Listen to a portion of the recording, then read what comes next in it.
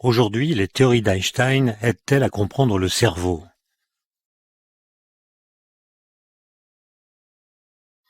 Le 12 avril 2013, inaugurant le projet de recherche appelé BRAIN, autrement dit le cerveau en bon français, Barack Obama déclarait ceci.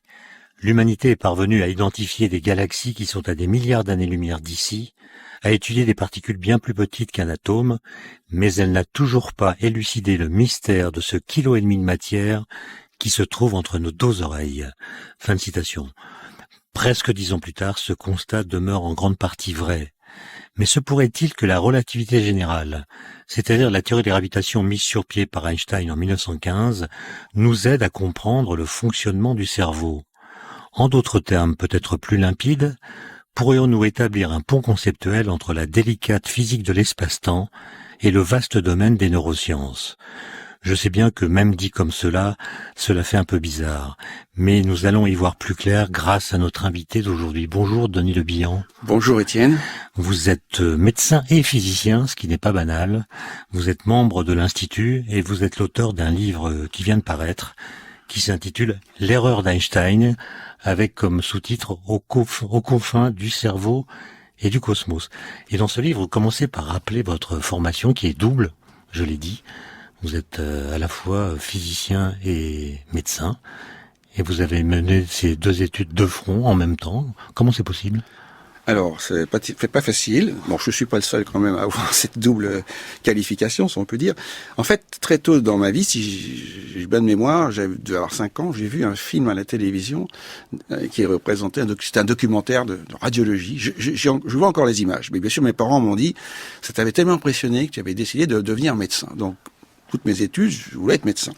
Et il se trouve que mon grand-père, qui était jardinier, j'avais pris un livre qu'il avait chez lui, ça s'appelle l'Almanach Vermeau, et dedans il y avait des phrases du genre si le soleil est rouge le soir, il va faire beau le lendemain.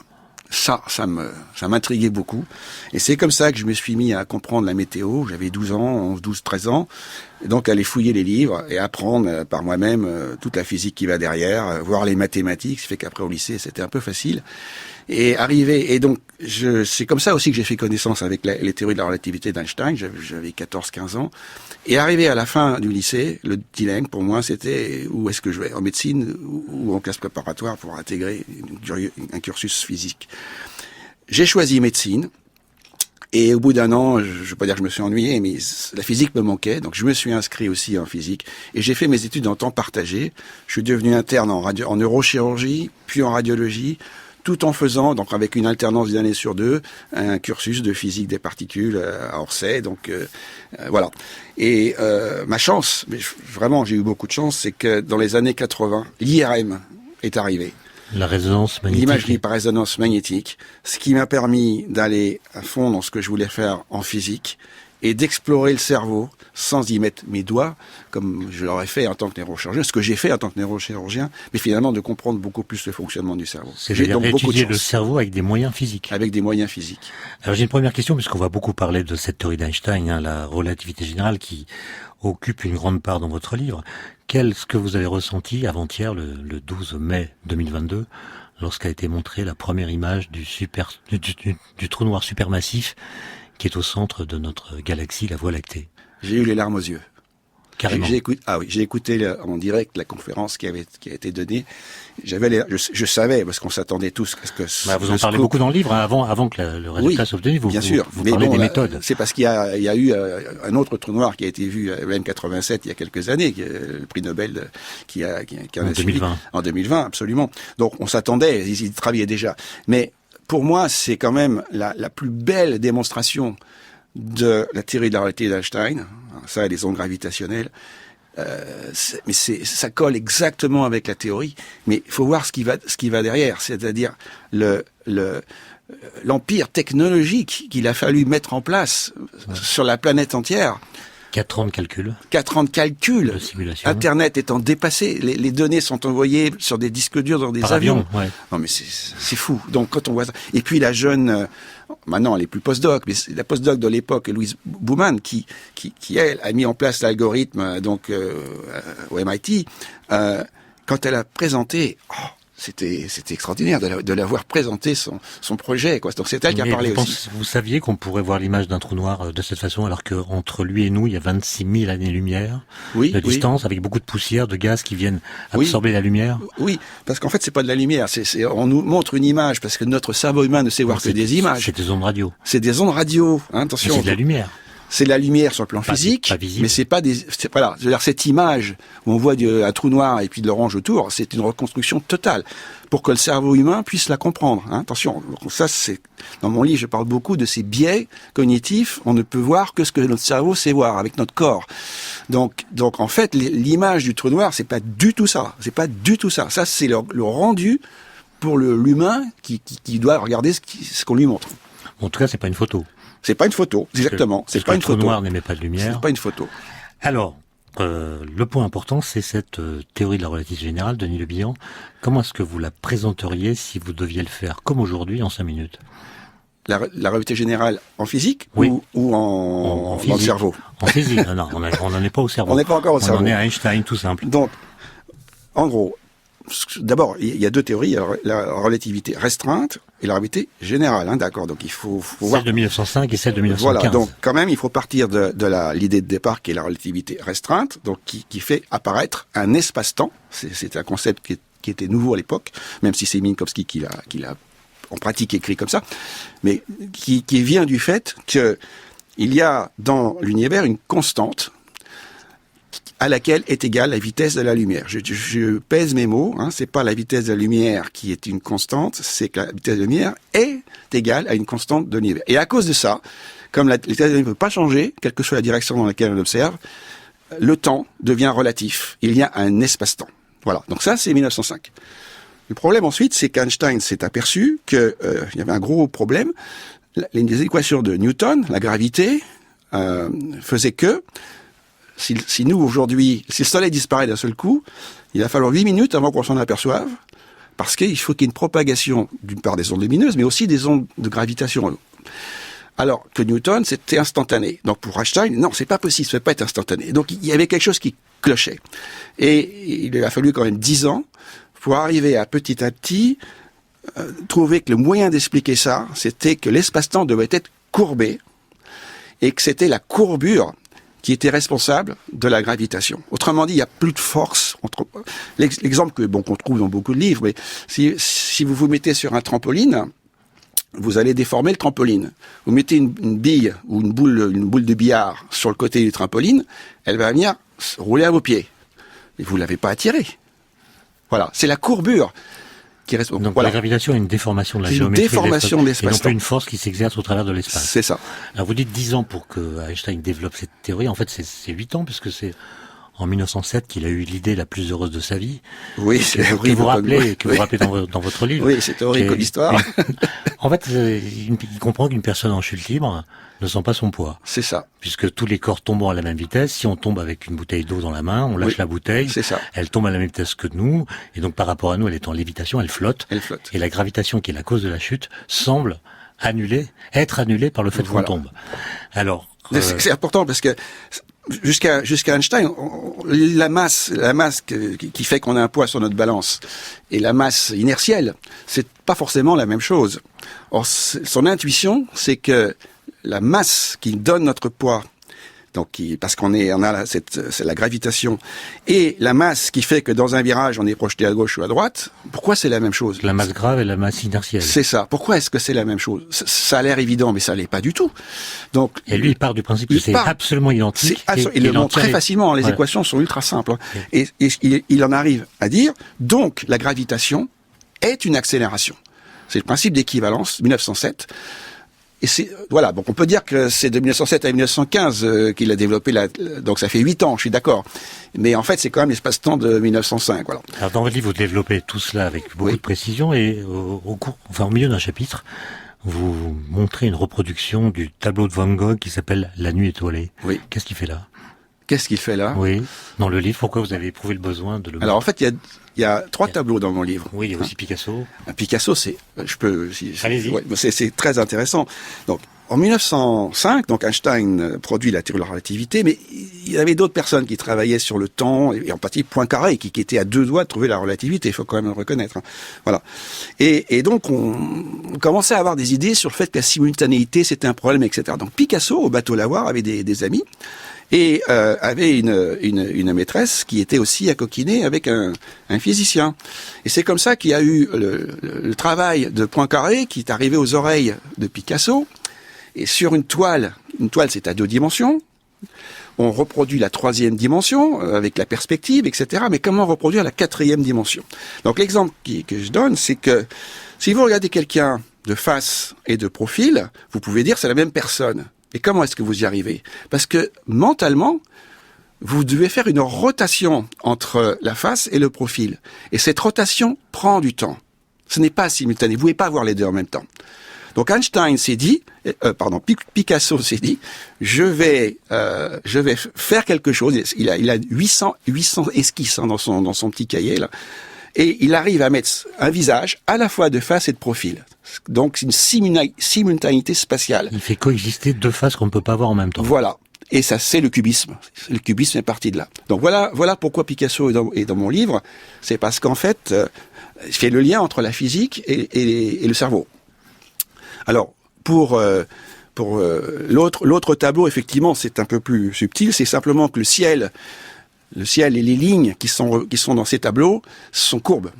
Et comme l'espace-temps est courbe, je me dis peut-être que il avait l'intuition que notre espace-temps cérébral serait courbe aussi. Bon, c'est purement un jeu de mots, si vous voulez, mais c'est pour ça que je l'ai mis. Et le 3e tableau, mais on ne va pas en parler parce que ça nous entraînerait trop loin, c'est celui sur la leçon d'anatomie, avec la dissection, le rôle de la main. Non, c'est vrai qu'il y a beaucoup de choses à dire, mais on ne va pas tout dire. Alors, vous savez mieux que personne qu'Einstein est mort en 1955, et quand il est mort, on a cru bon de récupérer son cerveau, on l'a découpé en rondelles avec l'espoir que l'analyse de ces différentes lamelles allait permettre de mieux comprendre le génie. Mais vous, c'est l'inverse. Vous pensez que ce sont les théories d'Einstein qui vont permettre de comprendre le cerveau, y compris celui d'Einstein qui était, paraît-il, tout à fait banal. Il était pas banal, il était plus petit que les autres. Plus léger que la moyenne, oui. Alors, venons-en, c'est la 2e grande partie de votre livre, au cerveau. Alors, il y a un quantum dans le cerveau qui s'appelle le neurone. Depuis quand le sait-on et qui l'a découvert? Alors, oui, ça aussi c'est une révolution, mais ce qui est extraordinaire, c'est que Einstein, on a parlé de Picasso, et maintenant on va parler de Cajal. Tout ça, c'est à peu près en même temps. Hein. Je vous rajouterai en musique Debussy et Ravel. Début 20e. Il y a quelque chose qui s'est passé là. Peut-être dans le ciel, je sais pas. Une crise généralisée de la représentation. Je sais pas. Mais en tout cas, ce qui est sûr, c'est que Cajal a donc sous son microscope, il a regardé des coupes du cervelet, qui est une expansion neurologique, enfin du système nerveux central qui est en dessous le cerveau, et il a dit encore ça se voyait pas bien, hein, mais les cellules du cerveau ne constituent pas un continuum comme dans le foie. Voilà, c'est pas comme ça. C'est que les neurones, donc les cellules du cerveau, sont séparées par des petits espaces qui vont être appelés beaucoup plus tard les synapses, hein, donc les fentes synaptiques. Et donc, il a introduit le concept de neurones comme élément, comme cellule élémentaire du fonctionnement du cerveau. Et pour ça, il a utilisé une technique de coloration des cellules, qui est la cellule de Golgi. Donc, Golgi et Cajal ont eu le prix Nobel ensemble. Mais Golgi croyait pas du tout à ce que les neurones soient... Donc, ils se sont un peu chamaillés pendant leur discours Nobel. Voilà. Mais c'est parti de là. Donc, le neurone existe depuis les travaux de Cajal. Et les axones? Les axones aussi, donc ce sont en gros un neurone, ça ressemble, alors il y a plein de formes différentes, ça ressemble un peu à une étoile, voilà, et ça va émettre un long filament qu'on appelle l'axone, qui peut être très très court, mais qui peut faire plusieurs mètres. Hein, si vous voyez entre la cerveau de girafe et la moelle épinière de girafe, ça fait quand même une bonne longueur. Par exemple, dans notre moelle épinière, ce sont des axones que l'on a qui viennent du cerveau et qui sont responsables du fait qu'on peut sentir et qu'on peut bouger. Voilà. Alors, bien sûr, la moelle épinière, il y a aussi des neurones, hein, mais voilà, les axones, ce sont les fils électriques du cerveau. Denis Le Bihan, il ne vous a pas échappé comme à moi-même, comme à tout le monde, que la plupart de nos organes existent par paire. Nous avons 2 reins, 2 yeux, 2 oreilles, 2 mains, etc. Est-ce que ça a un sens du point de vue darwinien que tous ces organes aient été dédoublés? Est-ce que c'est pour pallier une déficience de l'un d'entre eux?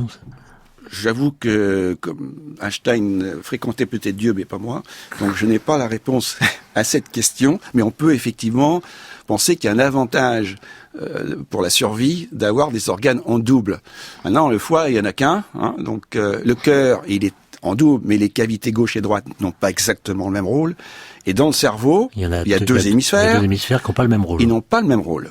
Donc et ça, c'est une question très intéressante. Si l'un tombe en panne, l'autre ne prend pas la relève. Oui, si ça peut arriver que l'autre prenne en charge. Si vous avez, malheureusement, ça peut arriver, un enfant très bas âge qui a un AVC ou qui doit être opéré parce qu'il a une tumeur qui lui donne une épilepsie.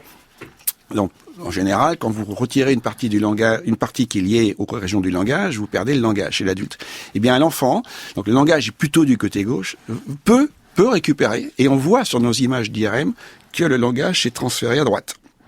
Donc en fait, il y a une plasticité cérébrale, mais il faut que ça se passe très haut dans l'existence. Mais toutes les cellules du foie, par exemple, font le même travail, quelle que soit leur position dans l'organe, ce qui n'est pas le cas du cerveau. Non. Où il y a des spécialisations qui apparaissent, il y a des zones, il y a des... C'est ça. Alors depuis quand est-ce qu'on le sait, et qui était ce monsieur qu'on appelait Tan-Tan?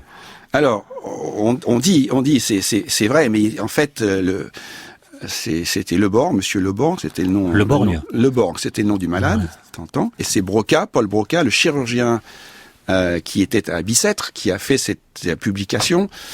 Mais bon, il semblerait que d'autres aussi l'avaient observé. Donc, il a observé que ce patient qui s'appelait Tan, c'est le surnom qu'on lui donnait, parce qu'en fait, quand on lui demandait comment vous appelez-vous, tant, quel âge avez-vous, tant, voilà, il y avait que ça qui sortait. Et donc, le génie de Broca, ça a été le patient est décédé, de disséquer le cerveau. Il a observé qu'il y avait une sorte de trou, j'ai caricature, hein, une lésion, et qu'elle était dans l'hémisphère gauche et vers l'avant du cerveau. Bon, on aurait pu dire, comme dans le foie, une tumeur, elle est là, et puis terminé. Non, Broca a dit, c'est parce que cette lésion est dans l'hémisphère gauche, à cet endroit, que le patient ne pouvait plus parler, il était aphasique.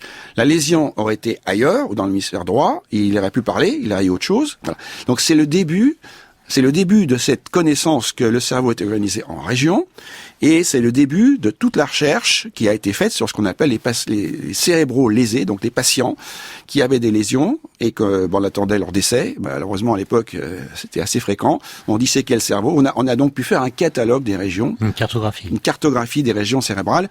Et ça s'est vraiment développé beaucoup plus tard avec Pinfield, un neurochirurgien canadien, qui lui, pour des raisons de neurochirurgie, devait réveiller ses patients pendant qu'ils étaient opérés. On sent rien du tout. Hein, je l'ai fait. Hein, c'est tout à fait possible. Et en stimulant des régions cérébrales, on pouvait voir que le patient nous disait jouer rouge ou faire bouger ses mains, etc.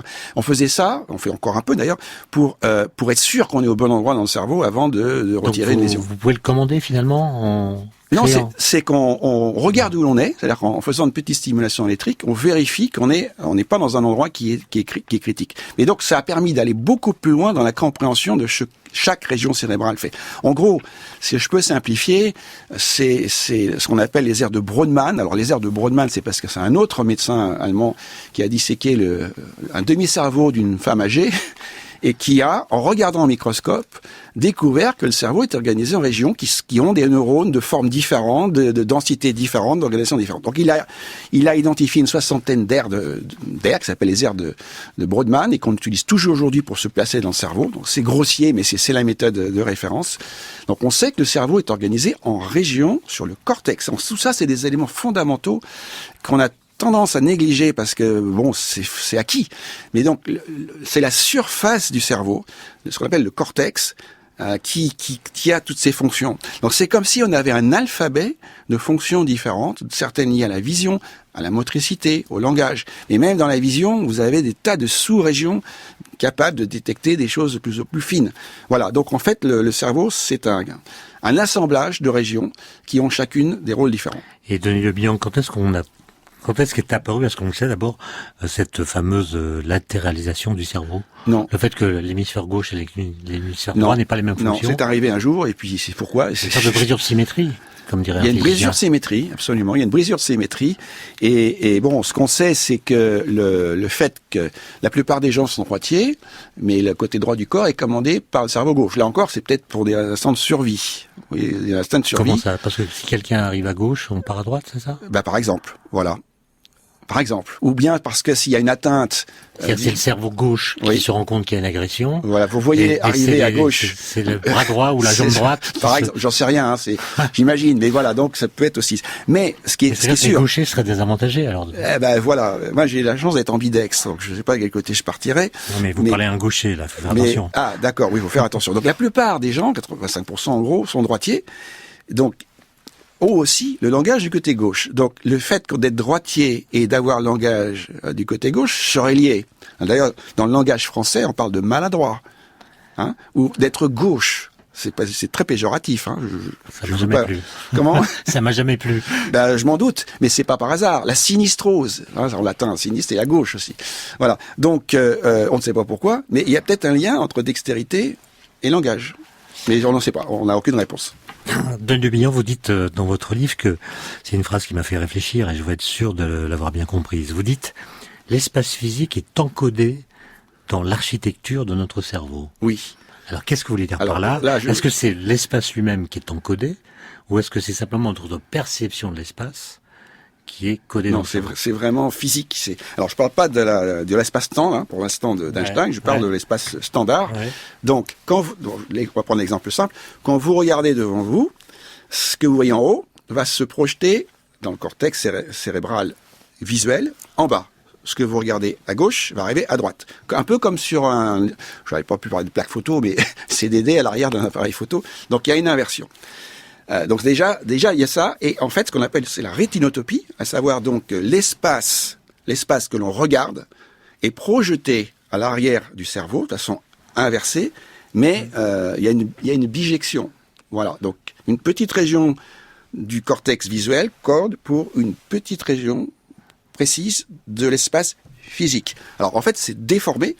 Ce qu'on voit au centre est amplifié. C'est pour ça qu'on lit en regardant droit et on lit pas en mettant un livre sur le côté. Voilà. Donc il y a une déformation, mais c'est comme ça. Mais c'est pareil pour tout. Quand vous touchez... Là, vous parlez de l'espace perçu. L'espace, oui, perçu. Mais je veux dire, si je touche ma main, si je touche mon pied, si je touche ma figure, nous, ce que l'on voit, c'est pas une perception. C'est que si on enregistre avec une électrode le courant électrique, on voit que ça va arriver à des endroits différents le long du cortex moteur.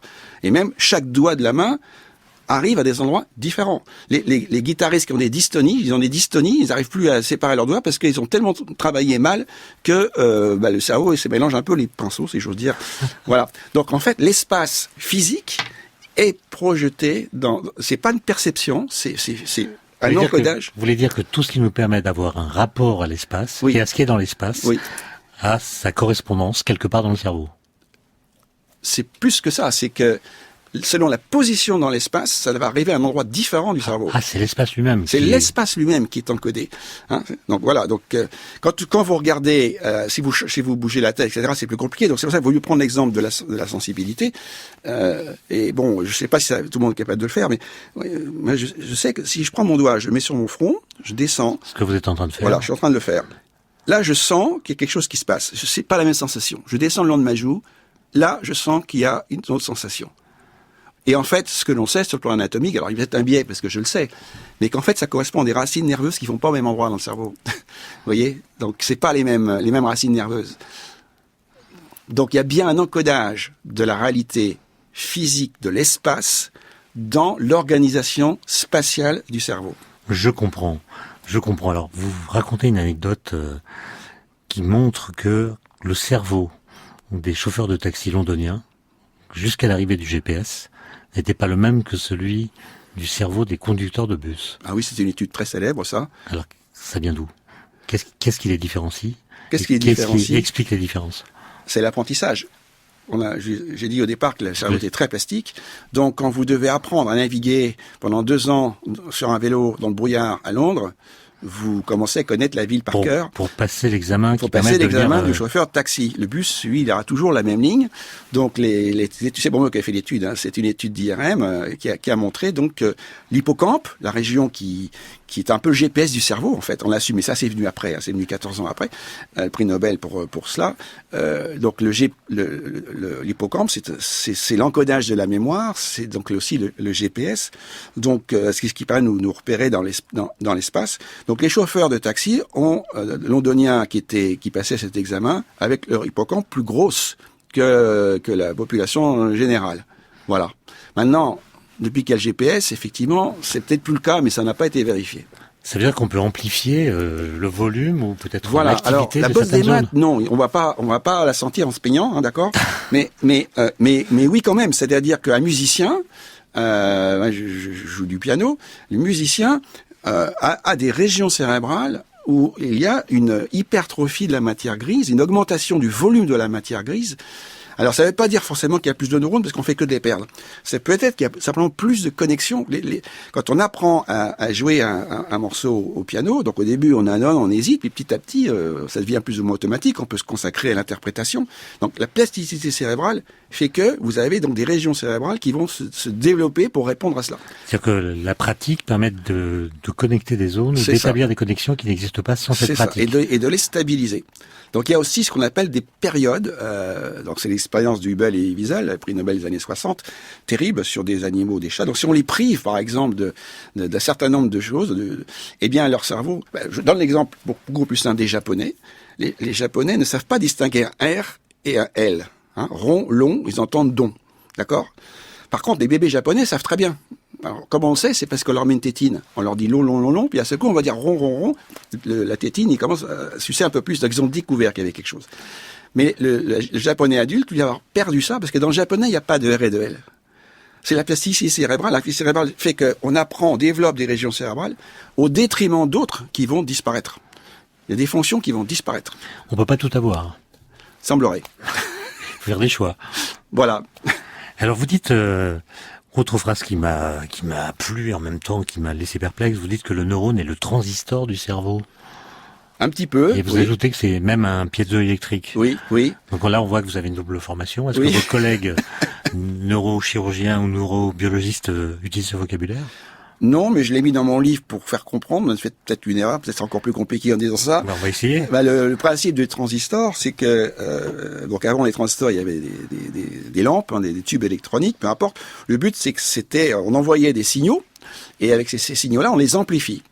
Donc en fait, le transistor, il reçoit des inputs, on dit en anglais, donc des entrées. Et avec ça, il va faire le tri, il va amplifier et envoyer un output. Donc c'est ce que fait le neurone. Donc on a parlé tout à l'heure du corps du neurone qui était étoilé et de son long axone qui s'en émerge. En fait, donc la partie étoilée, c'est parce que là, on a ce qu'on appelle les dendrites. Les dendrites sont des tas de filaments, un peu comme des racines. Ça ressemble un peu à des racines, si j'ose dire. Et l'axone serait un peu comme la tige. J'ai jamais utilisé cette comparaison, mais c'est vrai que c'est assez poétique. Bref. Donc, c'est au niveau de ces racines, le neurone va être en contact avec plein d'autres. À la naissance, un neurone est en contact avec en moyenne 500 neurones. À la fin de l'adolescence, chaque neurone peut être en contact avec 10 000 autres neurones. C'est considérable. On en a 80 millions au total. À peu près 80 millions, oui. Moins que les dauphins.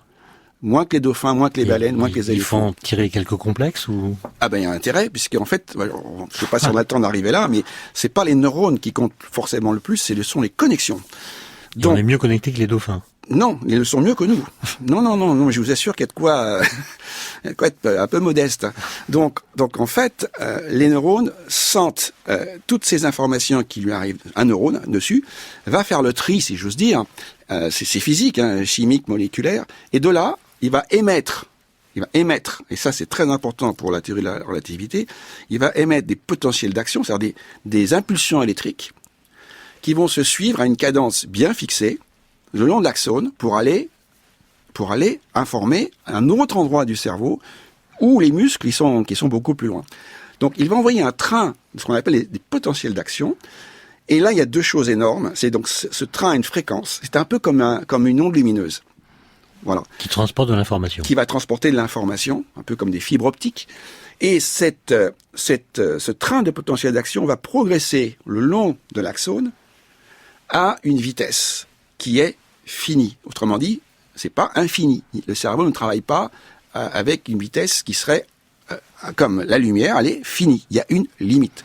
Ce qui est beaucoup plus compliqué dans le cerveau par rapport à l'univers. Dans l'univers, Einstein a dit que la lumière avait une vitesse qui était égale à cette constante, et puis elle était unique dans tout l'univers. Dans le cerveau, c'est pas le cas. Ce qui est extraordinaire, c'est que ces filaments, ces axones, ont une taille variable. Certains sont très fins, d'autres sont très gros, parce qu'entour, ils ont un isolant. Et là, c'est aussi physique, mais c'est contre-intuitif. L'épaisseur de l'isolant détermine la vitesse à laquelle l'information va circuler. Plus l'isolant est épais, plus le neurone conduit vite. On va pas rentrer dans le détail, c'est expliqué dans le livre, c'est contre-intuitif. Une sorte de tuyau à diamètre variable dans lequel le fluide circule à une vitesse qui dépend de la taille. Si on veut. Mais c'est pas un fluide, ça serait la surface du neurone. Donc, voilà. Donc, si vous mettez ça ensemble, vous voyez, le problème de mes collègues, et moi-même, hein, dans toutes mes publications, quand vous faites de la neuroimagerie avec l'IRM, vous voyez des tas de régions qui s'allument dans le cerveau, et vous dites, la région A, la région B, elle est allumée en même temps. Mais pas du tout. C'est comme vous êtes en train de regarder le ciel le soir, quand vous regardez des étoiles, on sait aujourd'hui que les étoiles, il y en a une qui vient d'il y a 1 million d'années, l'autre de 3 milliards d'années, c'est pas simultané, il n'y a pas de simultanéité, parce que il faut le temps à la lumière de venir chez nous. Eh bien, quand une région à l'avant du cerveau est activée, comme on la voit, et à l'arrière du cerveau est activée, elles ne savent pas toutes les deux qu'elles sont activées. Il faut tenir compte du temps qui existe entre les deux. Autrement dit, la simultanéité n'existe pas dans le cerveau. C'est pour ça que le concept d'espace-temps d'Einstein pour l'univers, on peut faire du copier-coller pour décrire le cerveau. Là, je vous vois venir. Ah bon? Oui, ce que vous dites, ça suffit à justifier qu'on puisse avoir une lecture presque relativiste. C'est ça. D'un espace-temps qui serait propre au cerveau. C'est ça. Et dont la dynamique serait la même que celle pour l'univers, sauf que la vitesse est beaucoup plus lente. C'est pas la vitesse de la lumière, c'est une vitesse un peu variable. Donc, et qui est en plus variable. Donc quelle limite? Il y a une vitesse limite qui est de l'ordre de centaines de mètres par seconde, si on veut dire, mais elle est variable selon la taille des axones. Mais dans les simulations que je montre dans mon livre, j'en tiens compte, et bien entendu, autrement. Mais vous nous avez expliqué, Denis Le Bihan, comment le cerveau finalement code l'espace. Donc il code le temps de la même manière, à savoir le temps est imbriqué dans l'organisation du cerveau. Autrement dit, on parle de connectome. Hein, vous avez cité Obama tout à l'heure, mais en fait, dans son projet, le Brain Initiative, il parle du connectome cérébral, c'est-à-dire l'ensemble des régions cérébrales et surtout de leurs connexions. Ces connexions, aujourd'hui, on les voit avec une méthode que j'ai eu le bonheur d'inventer il y a presque 40 ans maintenant, qui s'appelle l'imagerie du tenseur de diffusion, qui repose sur l'autre article d'Einstein du 1905 sur le mouvement brownien et la diffusion, donc je ne vais pas rentrer dans les détails, enfin c'est aussi un travail lié à Einstein, qui permet de faire des images, vous avez sûrement vu ces images, des images magnifiques en couleur, en 3 dimensions, du câblage intracérébral. Aujourd'hui, vous allez dans le scanner IRM, en un quart d'heure, on vous obtient votre... Il y a plusieurs planches dans votre livre. Oui, c'est magnifique. On croirait de l'art moderne, pardon. Oui, d'ailleurs, c'est utilisé pour des œuvres, pour faire des sacs à main, des robes, etc. Voilà. Mais bon, j'en suis vraiment très fier. C'est quelque chose époustouflant. On voit, grâce aux travaux d'Einstein, on voit le câblage intracérébral. Donc c'est ça qu'on appelle le connectome. Donc dans ce connectome, ce que je dis, puisqu'il y a cette vitesse limite, le temps doit être considéré comme relatif, et donc on a des géodésiques. Exactement, quand vous prenez l'avion entre Paris et New York, du fait de la courbure de la Terre, vous passez, c'est pas tout droit, vous passez par le Groenland. Il y a beaucoup de gens qui disent, mais qu'est-ce que je fais au-dessus du Groenland, hein? Il y a beaucoup de passagers. Mais parce que c'est le chemin le plus court dans l'espace à 3 dimensions. Eh bien, dans le cerveau, c'est la même chose. Il faut considérer qu'on a un espace-temps à 4 dimensions, temps et espace, et que les informations circulent d'une région A à une région B en suivant des géodésiques. Et ces géodésiques, c'est vous, par votre attention, qui allez les moduler. Donc ça va très loin. Alors qu'est-ce que vous appelez l'attention? Ça veut dire que vous pouvez, en fait, par votre attention, choisir le parcours. Par exemple, je donne un exemple précis. L'équivalent de la ligne d'univers, finalement. C'est ça, c'est la ligne d'univers, c'est la même chose. Mais il faut l'appeler comment? C'est une ligne cérébrale? Ligne cérébrale. Dans le livre, je parle de ligne cérébrale. Tout à fait. Donc en fait, j'ai fait du copier-coller. Hein. Je suis très bon pour faire ça, visiblement. Mais alors, est-ce que c'est simplement une analogie? C'est-à-dire, vous utilisez les concepts de la relativité générale pour dire ce qui se passe dans le cerveau? Ou est-ce que il faut aller plus loin et dire que le cerveau est structuré comme l'espace-temps dans l'univers? C'est exactement ça. C'est-à-dire que c'est pas une simple analogie. J'ai repris les équations d'Einstein, de relativité restreinte et générale, et je les ai appliquées au fonctionnement cérébral. Donc ça va plus loin. Simplement, évidemment, c'est pas la vitesse de la lumière, c'est une autre vitesse. Mais quand même, il y a un physicien français qui, dans les années 50, a montré que la théorie de la relativité de l'univers d'Einstein pouvait être complètement redéveloppée sans parler de la lumière ni de la vitesse de la lumière. Même en 1911, il y avait déjà. C'est un papier qui a constamment été réinventé. Donc ça Jean-Marc Lévy-Leblond, on parle souvent. Lévy-Leblond en particulier. Donc c'est pas la lumière le problème, c'est qu'il y a une constante et que le temps. Constante géométrique. Voilà. Donc on passe dans un milieu géométrique à 4 dimensions, même plus de dimensions, mais on pourra peut-être en parler plus tard. Donc 4 dimensions. Et je donne un exemple parce qu'il est assez connu. Vous voyez peut-être, on est à la radio bien sûr, mais vous pouvez peut-être voir ces images où on peut voir soit un vase, soit 2 visages. C'est assez connu, hein, cette figure. Eh bien, ce qu'on montre, c'est que si on vous projette l'image instantanément, on vous dit qu'est-ce que vous voyez. Il y a un choix qui est fait. Vous décidez. Vous ne pouvez pas voir les deux en même temps. Hein. Vous voyez, les deux existent. Hein. C'est comme le chat de Schrödinger qui est vivant et mort. On ne peut pas voir les deux en même temps. Donc il y a une des 2 configurations qui va vous sauter aux yeux. Mais ce qu'on voit, nous, sur nos images IRM, c'est fantastique, c'est que votre décision, votre pseudo-décision, je vois un visage, elle a été prise 2 secondes avant. Avant quoi? Avant qu'on vous projette l'image. Je remonte pas dans le temps. Faut juste pourquoi. C'est quoi? C'est la rétrocausalité? Non, justement, sinon vous allez me dire que c'est pas possible. Et je suis d'accord avec vous. C'est simplement que votre cerveau est en permanence en train de faire des choses. Vous voyez, là, je vous parle, je suis à la radio, mais je bouge les mains. D'accord. Bon, vous bougez la tête. Vous faites pas attention à cela. Oui, mais je veux dire, c'est spontané. Ouais. Voilà. Donc en fait, dans votre cerveau, il y a des tas de choses qui se passent. On sait aujourd'hui que parmi ces fameuses régions, il y en a une qui détecte les visages. Voilà, donc cette région-là s'active quand on voit un visage. Mais elle peut s'activer par chance, juste au hasard. Eh bien, quand cette image ambiguë va arriver, si cette région du cerveau était activée, vous dites « Ah, j'ai vu un visage ». Donc c'est l'activation qui précède. Voilà, donc c'est la courbure de l'espace-temps qui existait, qui fait que la géodésie qui passait par cette région qui détecte les visages était activée, était une géodésie au moment où on vous a montré l'image. Ça veut dire que l'espace-temps du cerveau, enfin son analogue, je sais pas ce qu'il faut dire, ou l'espace-temps lui-même cérébral, je l'appelle comme ça. Il est courbé comme celui. Il est courbé par l'activité des masses cérébrales. Donc chaque région qui s'active, c'est l'équivalent d'une masse. Donc encore une fois, c'est plus qu'une analogie, puisqu'on peut donc, c'était aussi une énergie. Donc, on reprend les mêmes équations, mais qu'au lieu de parler de masse, on parle du degré d'activation de la région. Mais donc, Denis Le Bihan, si c'est plus qu'une analogie, oui, si c'est vraiment une théorie, oui, on doit prédire des choses. Bien sûr. Alors, c'est quoi les choses que vous pouvez je finis mon exemple parce que c'est important, parce que vous avez posé la question, je réponds. Donc, on vous projette cette image ambiguë, vous dites je vois un visage, je vois, d'accord, mais ça c'est vous l'avez pas décidé. Donc la question est-ce que le libre arbitre existe ou pas? Voilà. Mais ensuite, si vous décidez de voir les visages ou le vase, vous pouvez. Après coup. Pour ça, il faut faire un effort mental. D'accord?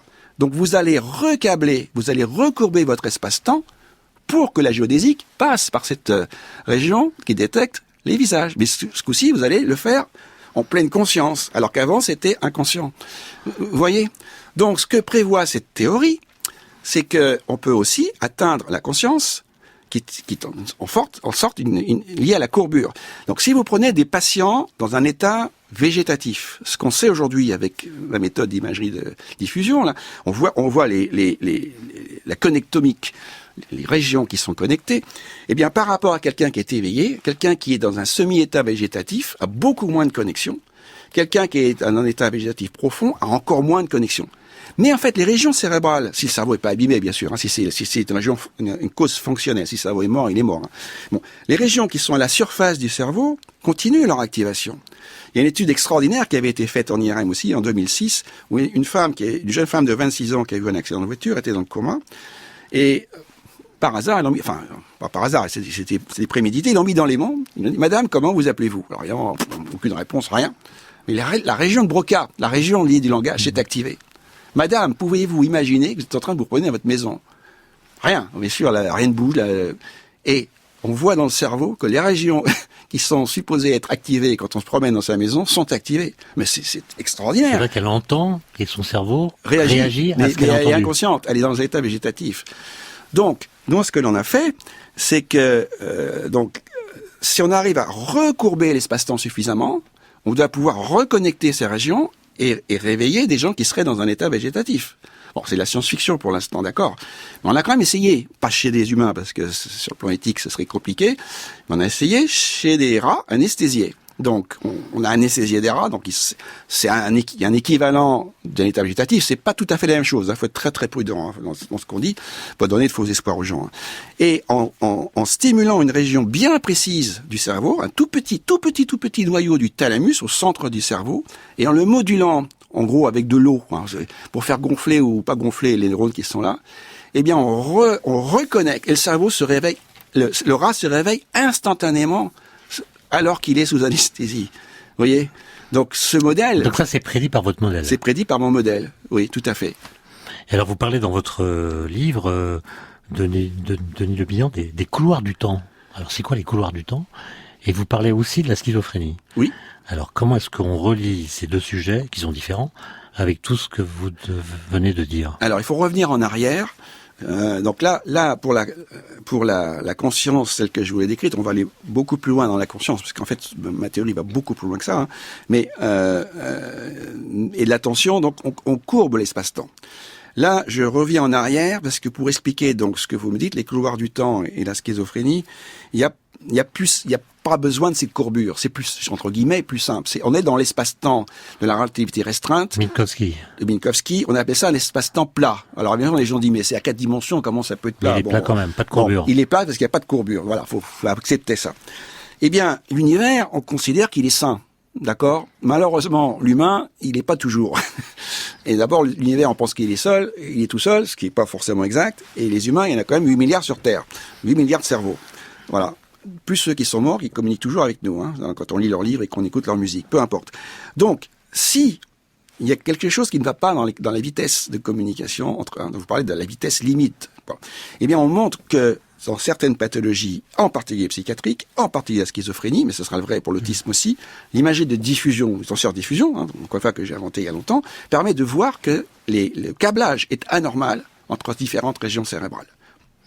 Donc la vitesse de propagation n'est plus la même. Ça change tout. Ça veut dire que là où l'information arrive, en devant être synchronisée, elle ne l'est plus.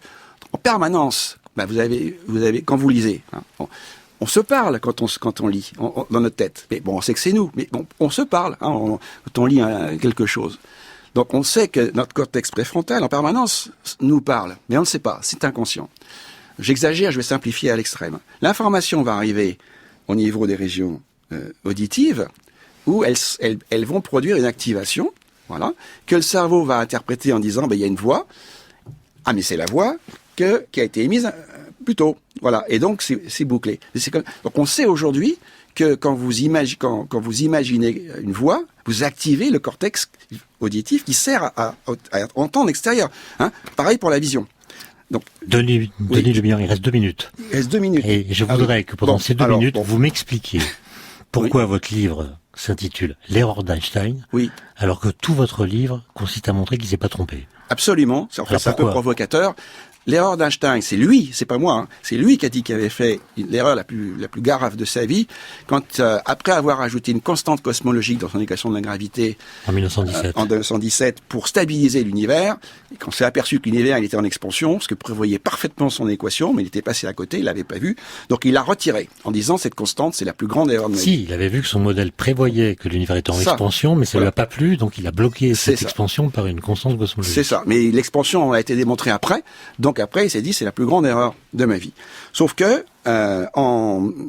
depuis, après, ça a été considéré comme ça. En 98, on a montré que l'univers était non seulement en expansion, mais que cette expansion s'accélérait, et que le moyen de l'expliquer, c'était la constante cosmologique. Donc l'erreur d'Einstein n'en est pas une, c'est l'énergie noire. On sait toujours pas ce que c'est, on n'a pas la moindre idée, voilà. Et dans mon livre, j'explique que cette constante cosmologique explique, peut-être, les relations entre cerveaux, les interactions entre connectomes, c'est-à-dire nos liens sociaux, entre nous et avec l'environnement. Équation à la pluie. Denis Le Bihan, pour finir, j'ai une anagramme à vous proposer. Je voudrais savoir comment vous la lisez, comment vous l'interprétez avec votre cerveau. Oui. Elle a été trouvée par Olivier Garcia. Vous en avez beaucoup parlé, les biais de notre cerveau. Oui. Est-ce que vous connaissez l'anagramme de les biais de notre cerveau? Non. Eh bien, ça donne source insatiable de rêves. Le rêve, ça c'est quelque chose. Si je peux vous dire. Est-ce que votre modèle s'applique au rêve? Je pense, oui, tout à fait. Et d'ailleurs, il m'a été inspiré par un roman d'Ishiguro, prix Nobel de littérature, hein, le pianiste inconsolé, Unconsole. C'est l'histoire d'un pianiste qui est perdu dans l'espace-temps. Je vous conseille ce livre. Il nous faudrait 3 heures de Nubian.